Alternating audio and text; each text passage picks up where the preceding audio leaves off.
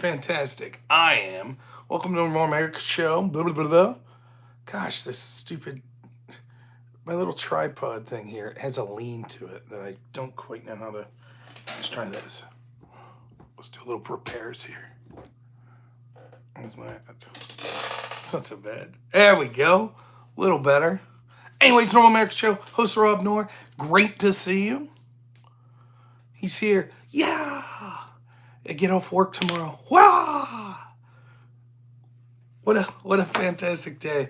Like I said, I'm bummed out. I have to come back in Saturday, so I get one less day with my family. But that's okay. That's okay. So we're gonna make the most of it. I got a doctor appointment, just a checkup tomorrow at 3. So that'll put me home around 4:35, dinner with the family, come upstream with you all, and then finally, let's say I end at 8 or 8:39 tomorrow night. I'll finally get to hang out with my family. So I'm looking forward to it. They're the best. You guys are good. Like, I put you guys here, but my wife and my son and my dog, they're like here, slightly above you. Though I do imagine that if she ever kicks me out, I'll be living on one of your couches. So keep that contact with me. When inevitably she gets infuriated with me, you'll see me knocking on your door someday. So, but yeah, it's been Jess Gerald. He's donated enough I could buy a second house. I was thinking of just titling this video, "Hey Jess Gerald, what's up?" If you guys don't know, he's a great fan of mine, supporter of the channel that donates a lot of subs. Really incredible. But I have a lot of incredible fans. So the reason I'm on YouTube instead of StreamYards today is because my editor, Black Elk, said that the quality sucked yesterday. So when I do mobile, I'm just going to do YouTube. So tomorrow we'll be back to the StreamYards setup. But while I'm doing mobile, these short little hour live streams, we're gonna stick to YouTube only. So if you're watching this show after the fact, I apologize if you're like, wait a minute, where's Rob on Rumble? Where's Rob on X? The truth is that I'm not there tonight. I'll be there tomorrow, but not tonight. So, let's see. So it's going to be a weird show because it's going to be a stream of conscious show. I've been incredibly busy all day today. I hadn't had a chance to look at sort of a lot of the news that's breaking. I believe some of the JFK files released maybe a half hour, an hour ago. But honestly, I've been doing work, and so I didn't get a chance to look at any of that. I just saw a couple posts that suggested that may be the case on X. Perhaps I'm wrong about that, but I know absolutely nothing about what's in those files. I still stand that my prediction that there won't be much there is most likely true. Where do I get my news from? X.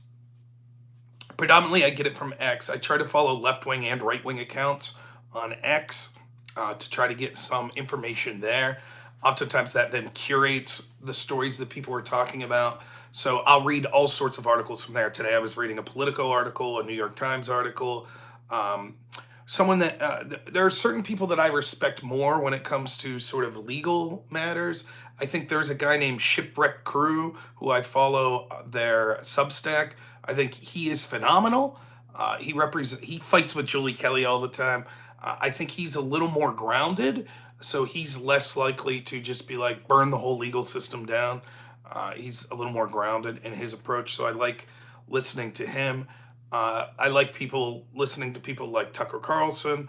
I like on the opposite side, I like listening to the guests that Jake Tapper has on. But I try to give myself a broad range of those sorts of things, but most of it is curated through X. So I'm following certain accounts on X that's sort of putting what I think is a general cross-section of the news of the day. Yeah, Ben, that's what we're going to talk about, a little about my short video today and sort of where that differentiates me with Democrats. So, but yeah, I hope that, the ceasefire, we can talk about that, although I haven't read almost any of the details. It looks as if it is exactly as I predicted, that what Russia wants out of this ceasefire is they want the United States to stop arming Ukraine. They probably want some sort of guarantee that Ukraine's not going to be in NATO. And then there's going to be an attempt by Trump to establish normalized relationships in the form of a business partnership. It was evident to me that this was part of Trump's three-stage plan from the get-go. Number one was opening lines of dialogue for business relationships in Ukraine and in Russia. Number two was getting an immediate ceasefire. And then number three is hammering out the details to keep long-term peace. So it looks as if Putin's basically agreeing to a ceasefire. And that's great news. It really is. But it's sort of juxtapose that to what you're seeing in Yemen and possibly Iran with a potential conflict there. So on that, not even saying that it's necessarily Trump's fault. I need to look into more of the details of it. But I want a world where we're competing against other countries and people are basically free to do what they want. And there's not these grotesque wars that could escalate out of control. So certainly I'm cheering for the Ukraine war to end. I hope that we don't see another war springing up, particularly one. A war with Iran would literally bring U.S. troops in, and I think it would be more difficult than people think. Of course, that's a pipe dream. Of course, there'll never be world peace completely, but it doesn't mean we can't have long periods of that. And I certainly don't want to see conflicts that the United States then has to finance, like those in Ukraine, or that the United States is directly involved in with our troops getting sent over, like a war with Iran would be. So those are things that I'm against, if at all possible. Even if you're not blaming a specific individual for those, obviously it's not good news for those sorts of things to be occurring.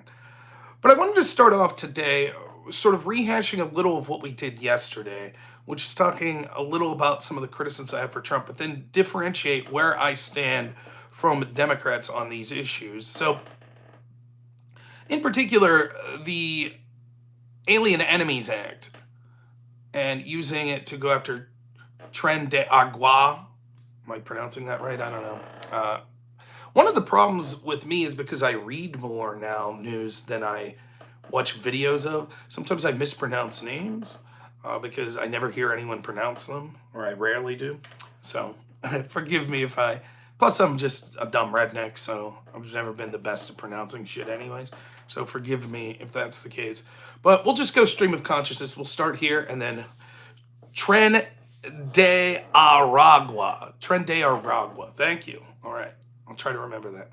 I had a friend that was a Democrat who doesn't agree with me politically, but still good friends with mine.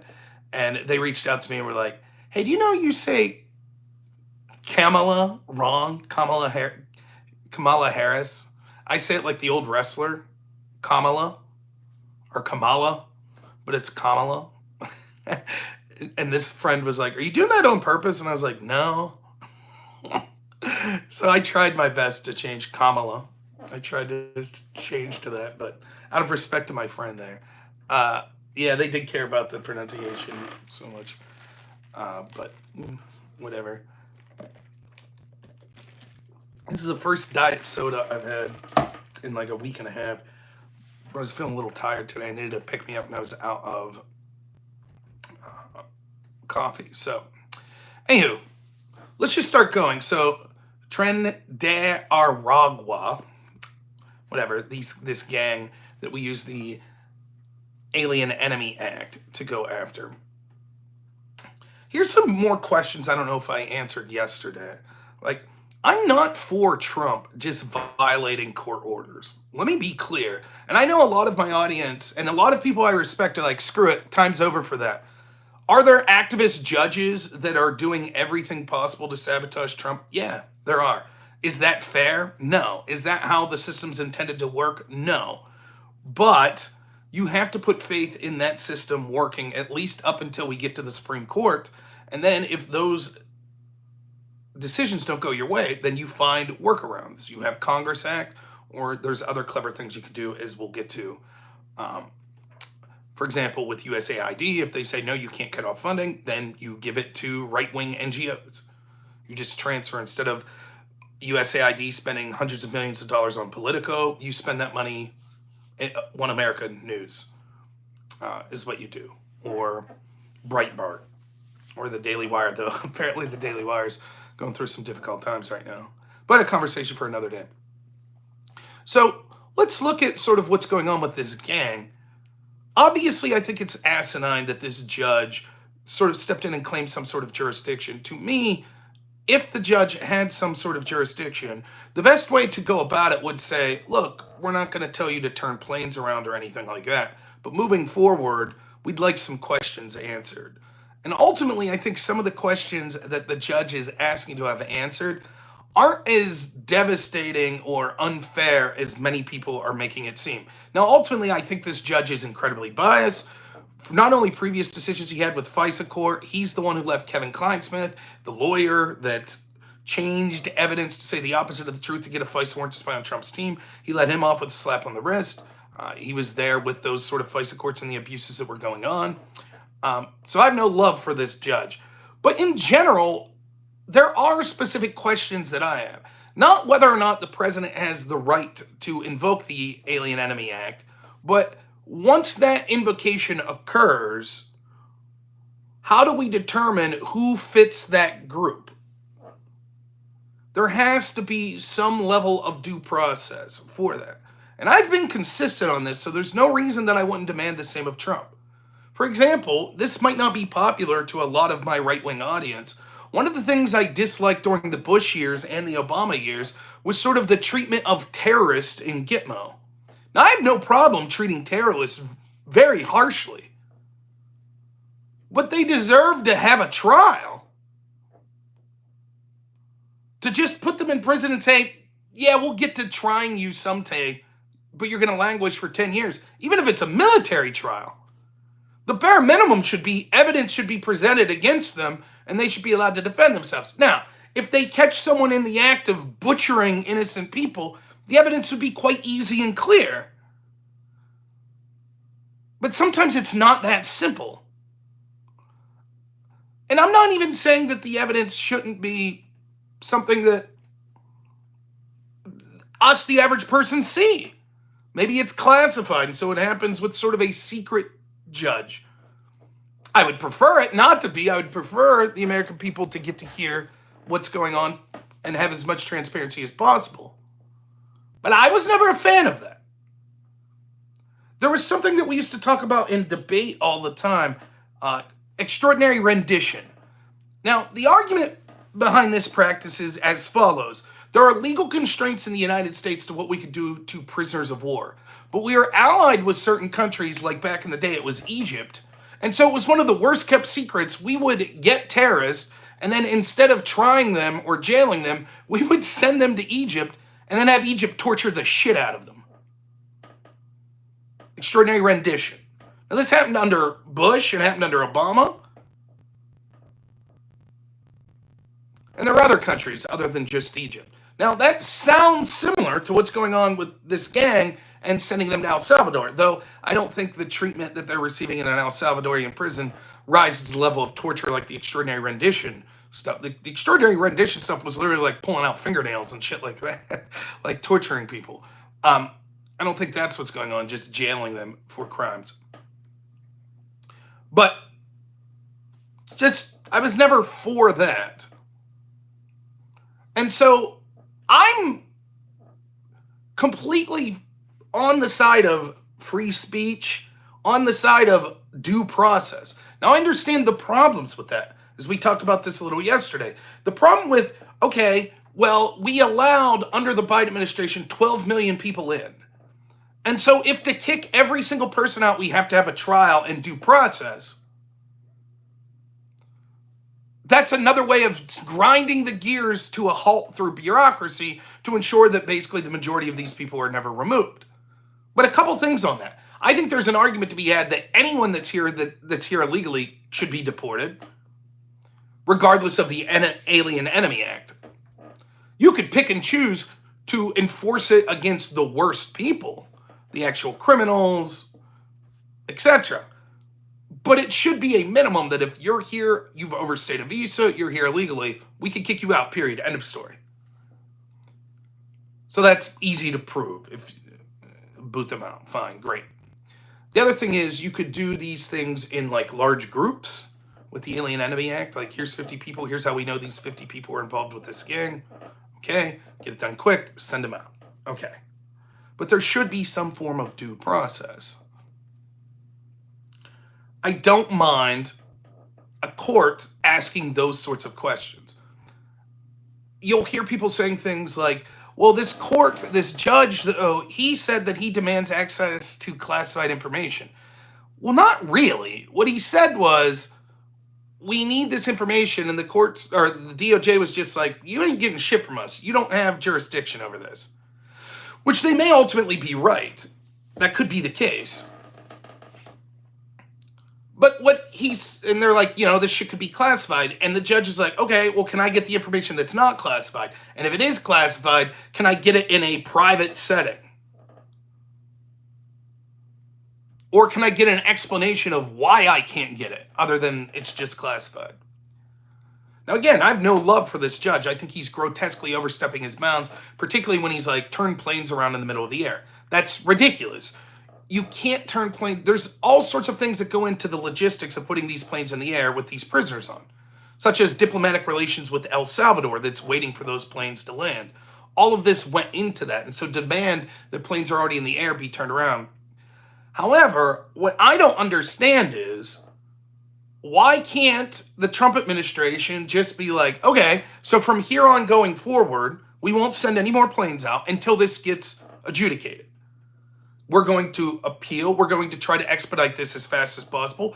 But until we can ship all these people out, we're just going to keep them in ICE detention facilities. So they're not getting released back onto the street. They're just going to be placed in holding. And if ultimately the courts rule, you can't do this, you can't hold these people, you can't ship them off, then you send them off to Martha's Vineyard. You do what the Biden administration did. Biden flew them, all these illegals, to areas that he picked and chose that he thought would benefit him politically. Do the same thing. Send wave after wave of these gangsters into Martha's Vineyard. That's what I'd do. Drop them right off in D.C., right off in the neighborhoods where congressmen live. That's what I'd do. Okay, you're right. There's nothing wrong with these people. Here you go.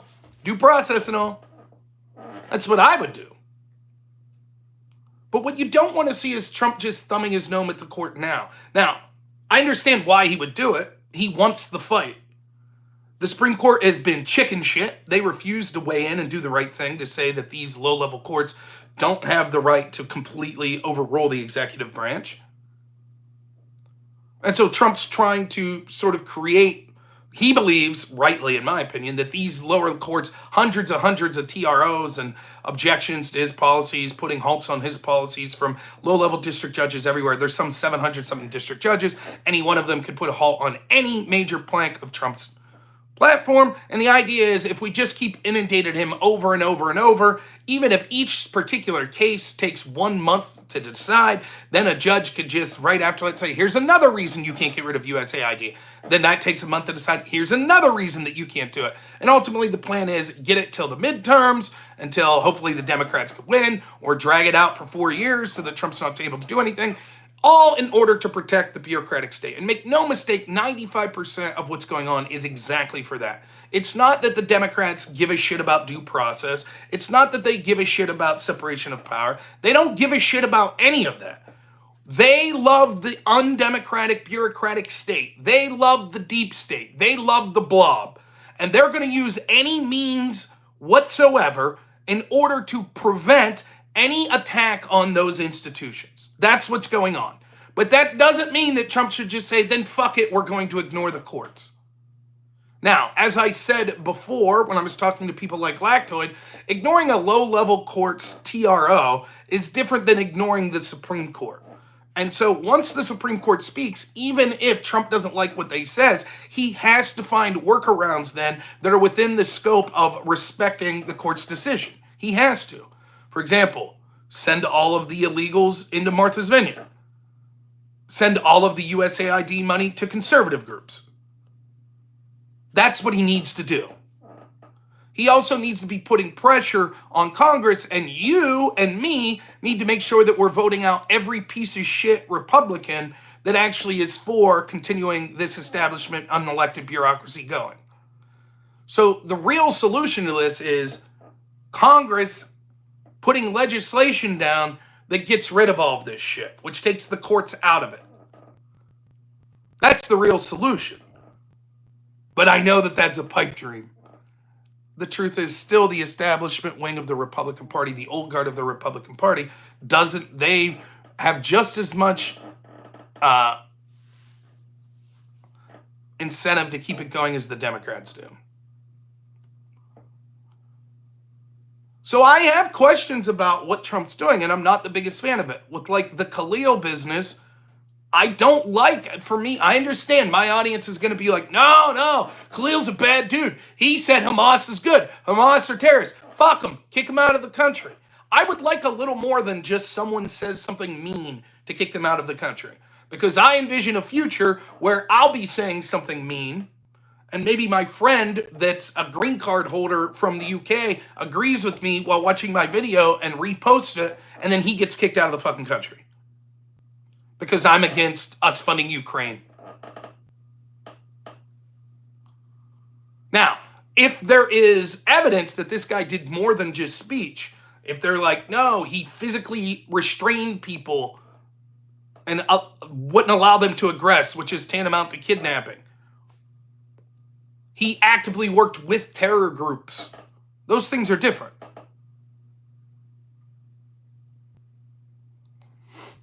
Similarly, when it comes to the Alien Enemy Act, I don't see a problem in the meantime for why Trump just doesn't block all these people up in ICE facilities and say, okay, we'll wait for the court.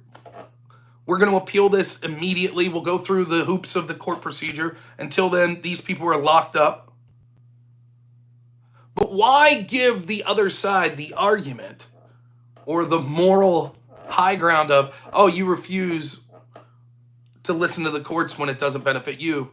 Now, I know the arguments that people are going to make. One, Democrats don't give a shit. They'll ignore the courts. How many of them wanted to pack the court? I get it. Second, the courts are always going to favor Democrats because conservatives are more principled. They don't believe in things like, oh, we lost the election, so we're going to burn down Tesla dealerships. Conservatives don't do that shit. Conservative judges ain't going to do that. They're not going to be activists in the same way that liberal ones are. But nonetheless, I stand by that we should respect that rule of law. But why am I different than Democrats? Well, I did a show last week where I spent an hour criticizing things with Trump. I talked a little about this stuff yesterday. I'm doing this show today. I put out posts on X. Now, all the Democrats that you've seen me debate, when I talk about the corruption that was rampant within the Democrats, show me the posts and the videos they're making. Where are they? How many people did you see saying things like, pack the court, if Kamala wins, pack the court, that are now like, geez, Trump doesn't respect the courts?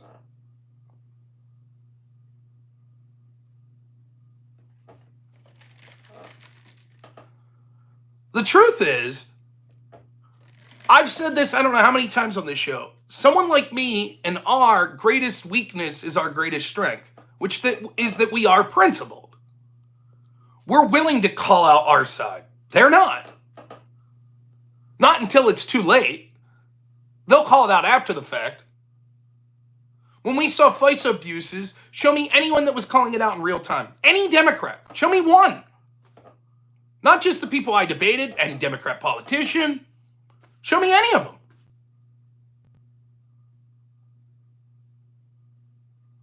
And yet you'll see me and other conservatives routinely. That Ryan McCauley that I was on with the other day, lawyer, he's criticized very similar things to Trump on these orders as me. Lactoid will criticize it. All the libertarians will criticize it that voted for Trump. Ton of people.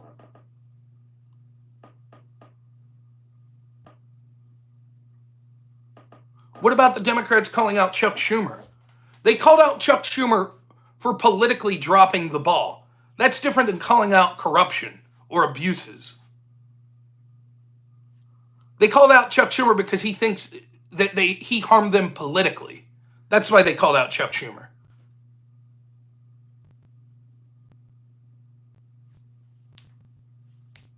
I'm open to hear. The best I can get is one time Pisco said, yeah, the FICE abuses, they were regrettable. They were regrettable. But oh well, it was a long time ago. Time to move on. Where was he when they were occurring in real time? Was he saying, wow, this looks really shady? They used opposition research paid for by Hillary's team? And there are accusations that they never verified? I'd like to see proof that they verified. Where's the due process for Carter Page and the Trump team? Where was their due process? There we go.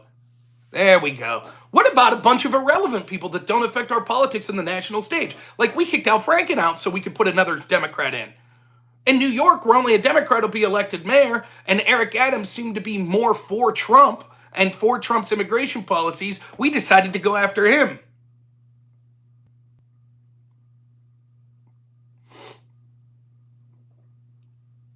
How many of them called out the legal abuses of, say, Merrick Garland weaponizing the FBI to go after angry parents at school board meetings? What about their due process? I guess we missed that. Speaking of due process,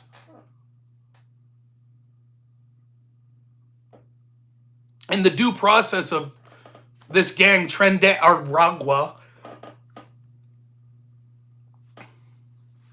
I think that the threshold should be higher for American citizens than illegals.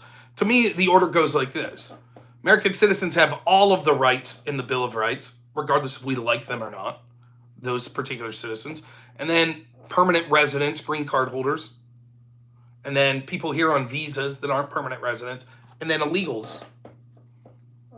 That's the order that it should go. It appears that this Tren de Aragua, it appears that the argument is almost all of them are illegals. And yet still you hear the Democrats screaming, what about their due process? And I'm sort of agreeing. For example, let's say that part of the Alien Enemies Act would allow Trump to send Tren de Aragua people to get and just leave them there for 20 years without trying them. And that's legal under the Alien Enemies Act. Now, as an illegal, I think you should be kicked out of the country. But should you be thrown in Gitmo for 20 years? Well, if you're a terrorist, sure, maybe. If you're a member of a criminal gang, sure, maybe. What if you're just run-of-the-mill illegal?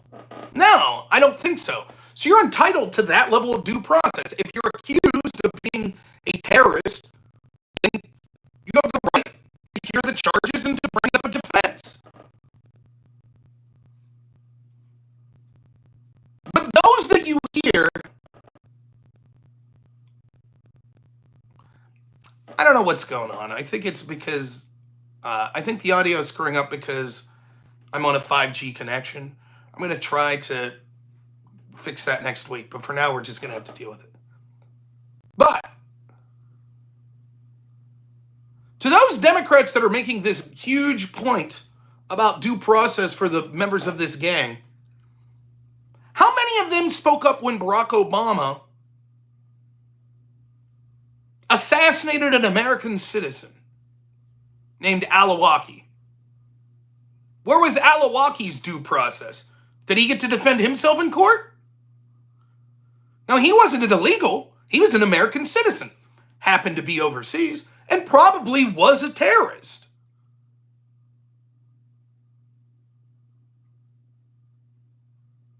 But was he not entitled to due process? If Democrats are going to stand on their soapbox, which I'm largely agreeing with, for due process of illegals, where were they when their guy Obama was assassinating an American citizen? Where were they?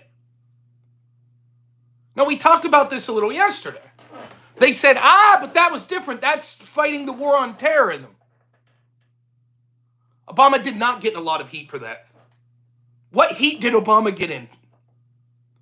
Can we acknowledge that what Obama did was worse for 2 reasons? 3 reasons. 1, he never announced that he was going to do this, unlike Trump that announced that he was invoking this act and was about to ship these people. So it was clandestine, which is one. Second, that it was an American citizen and not an illegal. And third, that it was execution and not just deportation.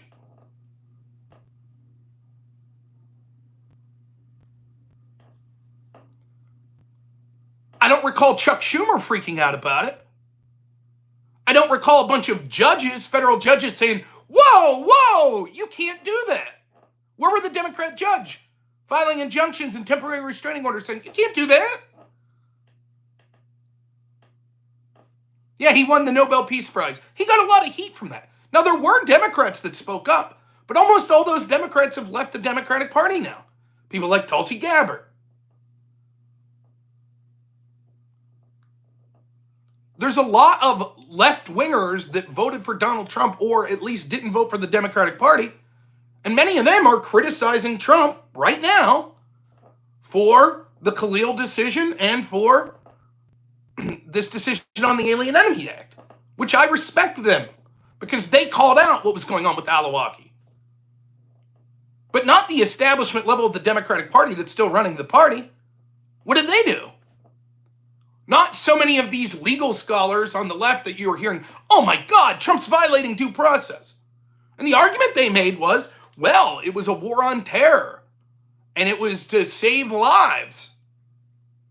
But that's in effect what the Alien Enemies Act is saying, that we have an incursion or an invasion sent by a hostile foreign country, in this part, Venezuela, of violent people that are damaging American citizens. Basically terrorists.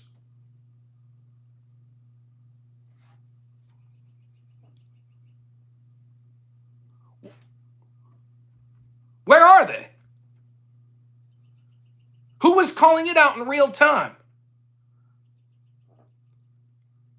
So I love when these Democrats are like, oh, you get what you voted for. You voted, see, blah, blah, blah. What? Because I'm acknowledging that there will never be a candidate in history that I vote for that I won't have serious disagreements with? Because no one totally agrees with me? And that unlike these fucking worthless partisan hacks, I'm willing to call out when I think the person I voted for does something that I disagree with? That's somehow a weakness? And they're right, it is a weakness to a certain extent, because these people will blatantly lie to you. They don't give a fuck. To them, the ends always justify the means. Always. Hey, if we have to lie to get power, so be it. If we have to use physical violence and intimidation, so be it.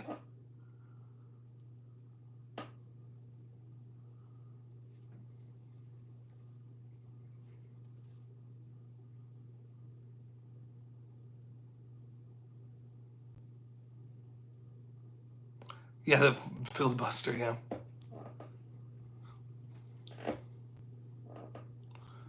I see HN saying, what about Republicans complaining about their Social Security being cut? One, it's a lie. Their Social Security isn't being cut. Second, there's credible accusations that these are mostly Democrats and a group is paying them to go. But third, if you look at all the polling, Trump is more popular amongst Republicans than he has ever been.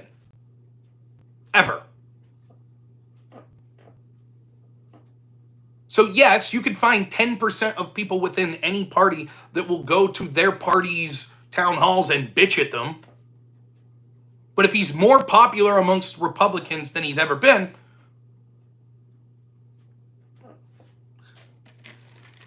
I understand the narrative that the news, yeah, they went from egg prices, that fell flat, so now they're on, the buyer's remorse? What, that we didn't vote for the party that's in like the 25% approval rating right now, the Democrats? That buyer's remorse?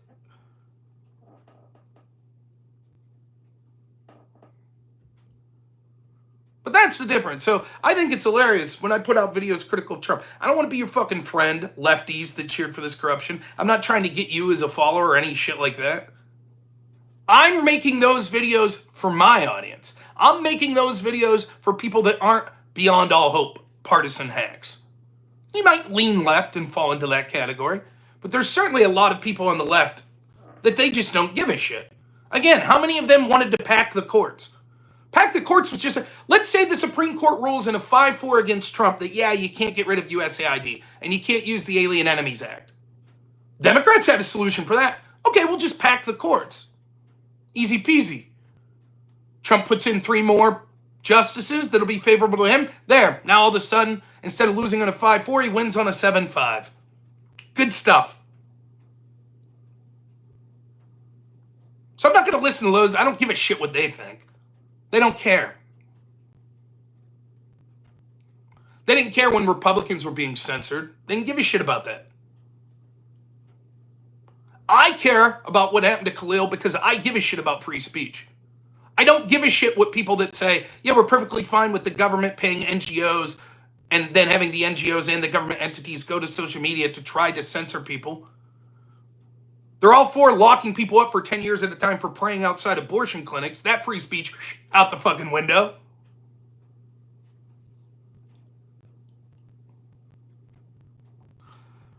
Now, another thing that I wanted to talk, real quick with the Alien Enemies Act, too. Like, I don't know, I haven't looked into the history of this, but I believe the act was put in like 1785. Now, I do know a little, I probably know a 4 out of 10 about history. So most of you watching probably are more knowledgeable about history than me. I'm shit, I need to read more.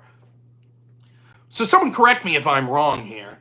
But one of the things that our founding fathers, when we had a fledgling nation, were concerned with were sort of Barbary pirates and other sort of piracy. I know we used to issue something called letters of marque, which were basically bounties that we would allow private citizens to get a letter of marque and basically be bounty hunters on the sea to take out these pirates because the pirates are doing significant damage to our country. And oftentimes these pirates would be sent by foreign nations that kind of were tipping their cap and saying, yeah, we give you permission. So I would think that the Alien Enemy Act probably had something like that partially in mind. What if a foreign nation basically allows a bunch of non-military people to be pirates to come to the country? Are you accusing me of being a liar? I'm not lying. I'm saying this is what I think is the case. But if I'm wrong, I'm wrong. Someone can tell me. So it would make sense that, like, okay, a criminal gang on land isn't quite the same as a pirate, but for the sake of an Alien Enemy Act, same difference. Gangs that are extorting, using intimidation, robbing, murdering, etc., bringing in drugs to diminish the quality of life for American citizens that were sent at the behest of a foreign government. Only if they wear an eye patch. My brother wears an eye patch.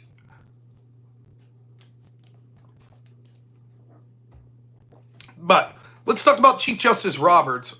Roberts came out and said, hey, we should cool this talk on impeachment, on impeaching judges that we don't like. So what he's saying, in effect, I don't disagree with the thrust of what he's saying, which is just because a judge rules in a way that you don't like, the remedy's not, okay, then remove that judge. And people said you can't do that. Well, you can. If enough members of Congress vote to impeach, they can. Now, the truth is, impeachment's going to be entirely symbolic, and it's absolutely fucking worthless. I don't even know why Republicans are discussing it. It's stupid. Does anyone know why even discussing impeachment of these judges is dumb? Can anyone tell me why it's incredibly stupid to even discuss? What would be the effect of impeaching Judge Boasberg or whatever? What happens to him then?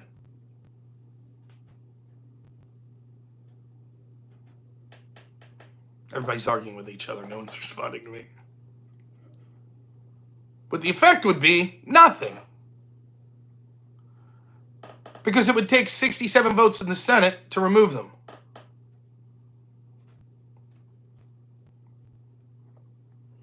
So it'd purely be symbolic. So why waste your time? Particularly when Congress could be doing other things. They could be passing laws that says, no, individual federal judges don't get to weigh in on this. They could defund certain activities in courts. So the talk of impeachment's stupid. But the theory behind it, even aside from that, is I don't want a system where it's like, okay, here's my interpretation of it. Let's assume me and Pisco have two interpretations of the law. And I think I'm right and he thinks he's right. And we go to a judge and the judge says he's right. Pisco's right about this. I don't think that it should be like, regardless of why he says it's right, like, okay, I'll impeach you. Remove this guy then till we get a judge that agrees with me. I don't think that that's the best way to go about things. And sometimes judges have terrible decisions. For example, the Roberts Court decision legalizing Obamacare, basically making up a bunch of bullshit to create a new tax on Americans. Terrible decision. Roe v. Wade, terrible decision that you have a right to an abortion. Terrible. But the answer wasn't, well, impeach all the judges. It was, okay, then get enough votes that you could pass an amendment or win enough elections that you could eventually, when judges retire. That's the way it has to be.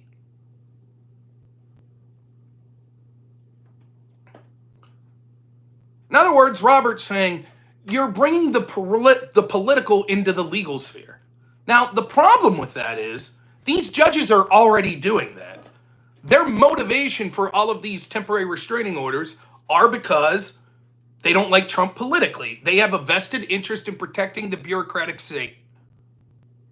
That's why they weren't doing all of these temporary restraining orders when Biden's team was doing crazy shit. Such as bringing in 12 million illegals, flying them all around the country, weaponizing the FBI to go after parents at school board meetings, etc. The lawfare against Trump.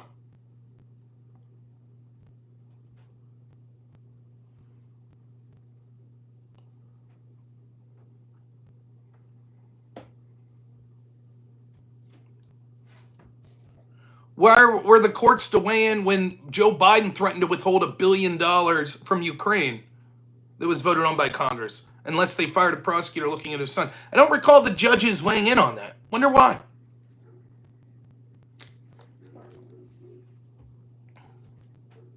I'm not disappointed in my chat. I love my chat. I just can't follow, that's all.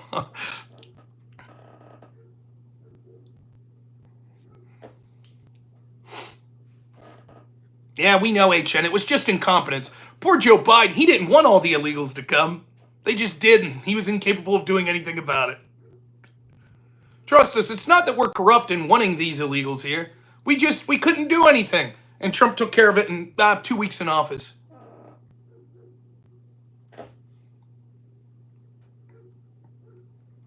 But basically, Roberts is making the argument, aside from that politicization of these courts, outsiders in the executive and legislative branch shouldn't politicize this by suggesting impeachment.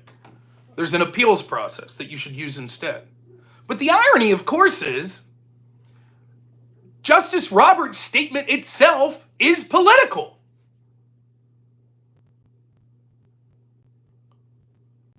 So he goes to Politico and weighs in on political discussions that are occurring. His criticism seems to be like, it's not good for politics to interfere with the courts, so his solution is him, the Chief Justice in the highest court, will now wade into politics. What sense does that make?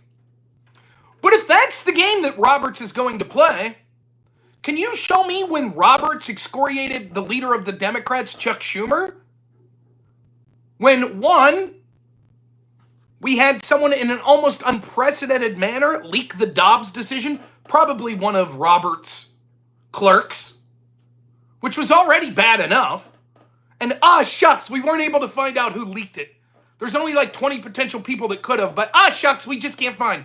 Where's Roberts on that? And then once it's leaked, Chuck Schumer directly calls out Kavanaugh and says he will pay, he will reap the whirlwind. Then Democrats ignore the obvious law that says you can't, for the purposes of intimidating jurors or judges, protest them outside their property. Black and white, the law. They say, that's fine, leave all these people protest. Where was Roberts there? Why didn't Roberts speak up and say, holy shit, Chuck Schumer, you just inspired a mob to go after my fellow Supreme Court justices, and then there was an assassination attempt. Where was John Roberts there? Stop. Captain, my captain goes, Rob, stop reminding us of how Democrats are pieces of shit that are just pretending to give a shit about this stuff and actually have done Star Wars. Please just stop. John Rock, thanks for being a member. Half a year, cool. What a great 6 months. Hit the like. Thank you. Yeah, John Roberts decided he wasn't going to weigh in about that shit. But Trump saying there's a judgment. Where was John Roberts weighing in when Democrats were saying, we're going to pack the court? Did Roberts make a statement to Politico? That would have been far more damaging than impeaching a random judge. Especially because Roberts knows even if this impeachment occurs, there's zero chance that there'll be enough to convict and remove in the Senate. But Roberts still felt the need to weigh in. But not when Schumer was doing it, not when the Democrats were doing it. Now, ultimately, I agree with some other people I saw saying this. I think that ultimately, Roberts probably is hinting at when this makes it through the appeals process, we're going to largely agree with Trump. So the impeachment will be unnecessary. But we'll see.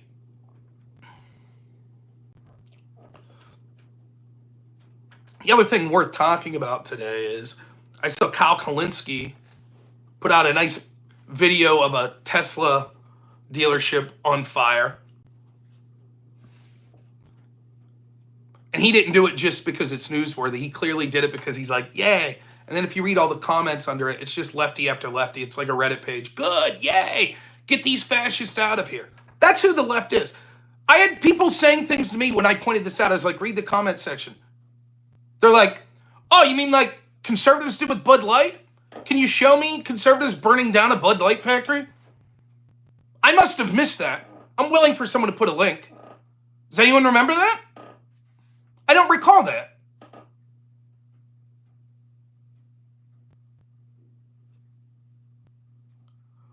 LOL, we're the fascists. Yes, define fascism.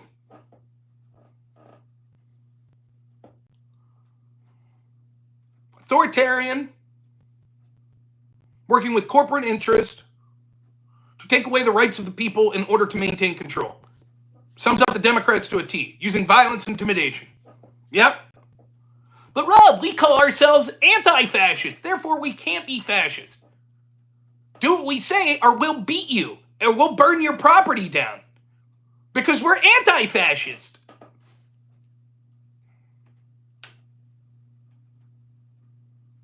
There we go. Violence like on January 6th. Violence like on May 30th, 2020. Violence like the Chaz Zone. Violence like 230 instances of Black Lives Matter using violence. But all that was cool in the gang.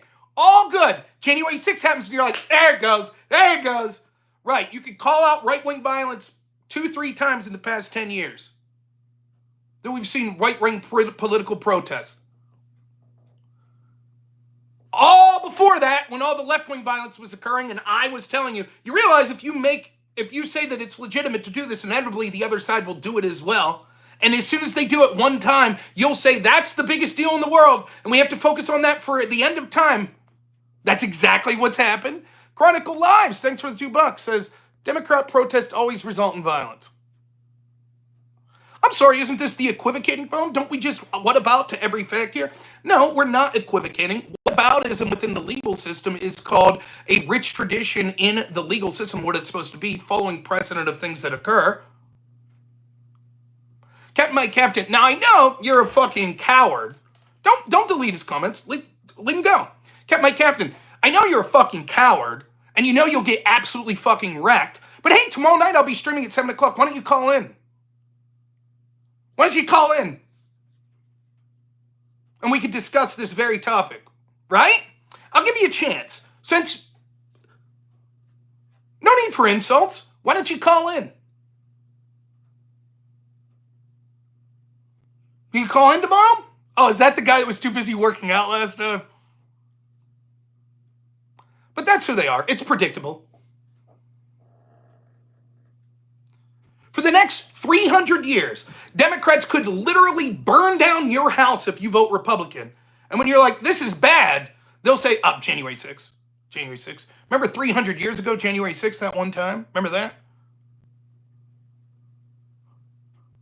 Remember that? January 6th. Captain, last chance. If you don't answer with a yes, I will call in, or no, I won't, then I'm just going to ban you. You're talking a big game, which is perfectly fine. I'd like to know if you're going to call in or not. Captain, are you going to call in tomorrow? Just curious. It's not a straw man, because we're currently right now talking about 7 p.m. I'll be streaming at 7 p.m. tomorrow. You can call anytime after 7 p.m., though I'll probably be done streaming around 9 p.m.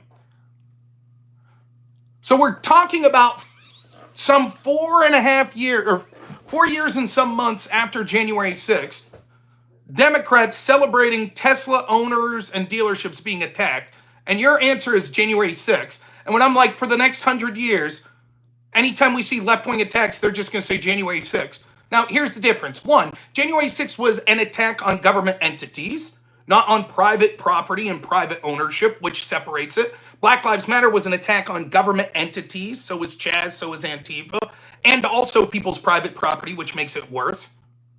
Secondly, those left-wing attacks are far more common, frequent, damaging. Third, January 6th was a riot that got out of control because there wasn't enough police presence there, because Democrats sought to make sure that there wasn't enough police presence there, as we've gone over many times on this show.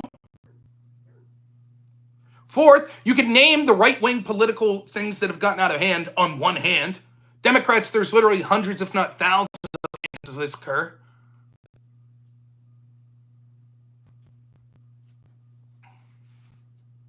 You didn't answer if you're calling in or not, my Captain. Last chance. 7 o'clock tomorrow. Calling in?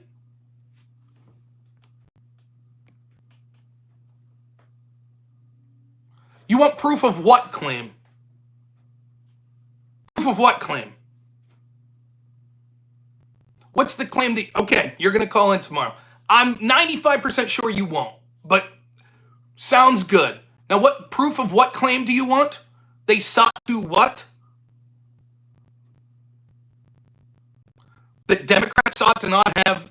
Okay, sure. One, we know that Trump asked for the National Guard to be there beforehand. And we know that Mario Bowser said she didn't want any National Guard there, only in sort of an advisory role. Second, we have the testimony from the Capital City Police Chief, Captain Sund, that talks about how he had to get a request from either of the Sergeant-at-Arms. He had to get their permission to even be able to request the National Guard. He went to the Sergeant-at-Arms under Nancy Pelosi and said, can I have the National Guard there? And he said, geez, I don't know if we'll be able to do that. Then he went to Stenger, who is the Sergeant-at-Arms under Mitch McConnell. He said as soon as he walked into the room, it was like Stenger already knew what he was going to say. It was like, yeah, I don't think it's going to work. So some 3-4 months after January 6th, he goes and he has dinner with Stenger, and he says, I have a question with you. How come when I came in that day before January 6th and asked for the National Guard, did it seem like you already knew what I was going to say? And he said, because Paul Irving, the National Guard under Nancy Pelosi, told me that you were coming to ask this and to say no because Nancy Pelosi would never go for it.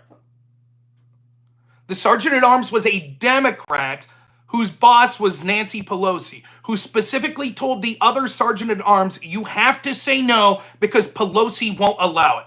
Was Pelosi a Republican or a Democrat? You can find it, look up the testimony of Capital City Chief Sund. I don't have a link. I'm on mobile. Look it up. You didn't ask about Nancy. Nancy's the one, the Sergeant-at-Arms said we can't do it because Nancy won't let us. Is she Republican or Democrat? Why won't you answer the question?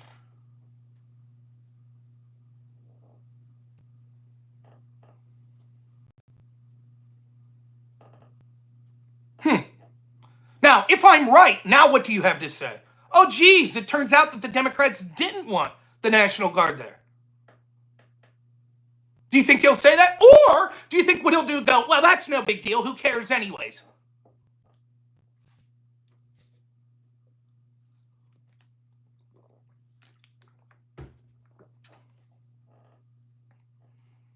Yeah, it must be my connections poor.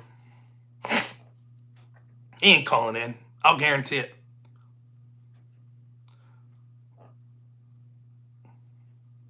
Try to find those links. You get on that. That's a good homework assignment for you. He had testimony in front of several House committees. He had an interview with Tucker Carlson.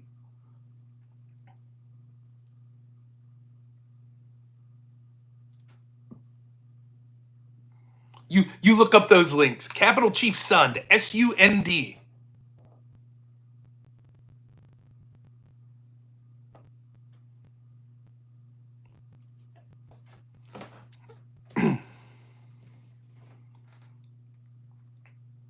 This is who the Democrats are, though, just so you know.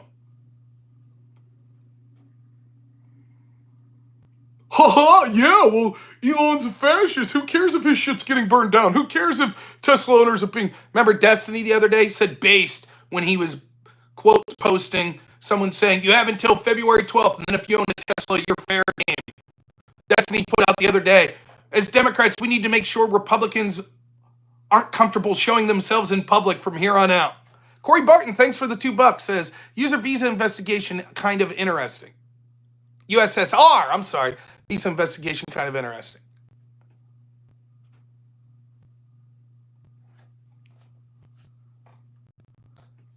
Right, it will be the same time tomorrow as it is today. So if you're capable of being here, you know the time already. No, Captain and HN provide great content. This is nice. I don't mind it at all. I'm glad they're here.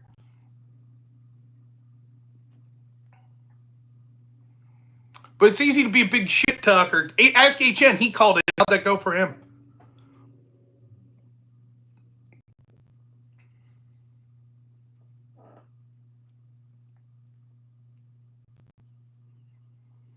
Can you show me Republicans vandalizing?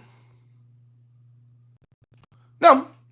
I said I'll ban you if you don't answer. That's what I said. I would have put you on a 24-hour timeout if you're just going to drag me along so that the show has to stall while I keep saying, I'm setting up a show tomorrow. Do you want to call in? Do you want to call in? Do you want to call in? And you won't answer. I said, if you don't answer, then I'm going to put you on a ban. If you don't want to call in, that's fine. Just say, no, I don't want to call in. I'm not going to ban you for that. But too many people troll me and just drag it on and on and on, which is a big pet peeve of mine. People say, yeah, I'm about to call in on the Discord. Then the show's paused for 40 minutes while I wait for them. And then all the while, they never intended to come on. So I don't play that game anymore.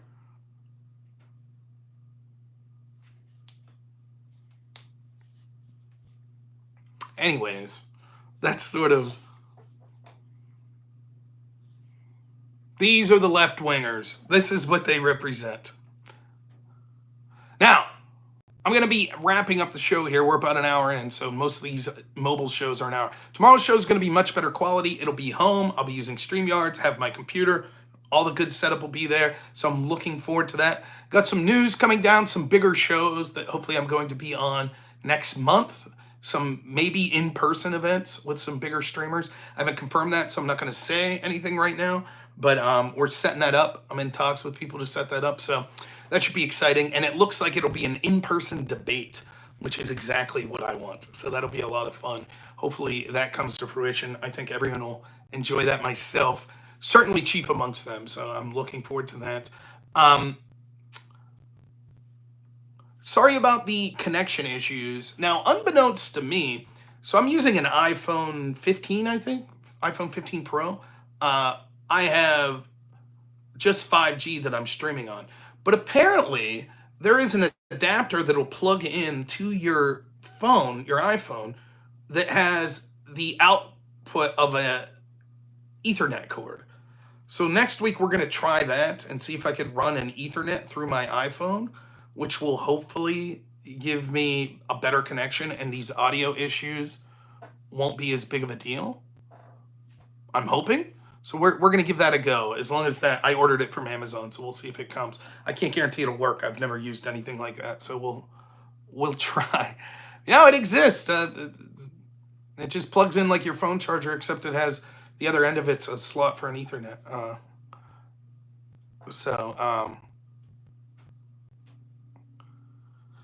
I have wired.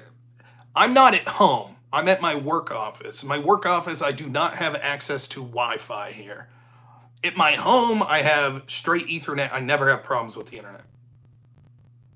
So, Unforced Ego, thanks for the $20. He says, I'm 17 minutes behind. That Khalil guy wasn't deported for supporting Palestine Hamas in speech.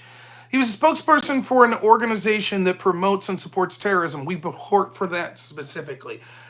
What does that mean? Was he financially working with this group? Is there evidence of that? Or if I say, hey, I think we need a peace deal with Russia, will someone say, well, Russia supports terrorism, so anyone who agrees with you should be removed from the country if they're not a citizen?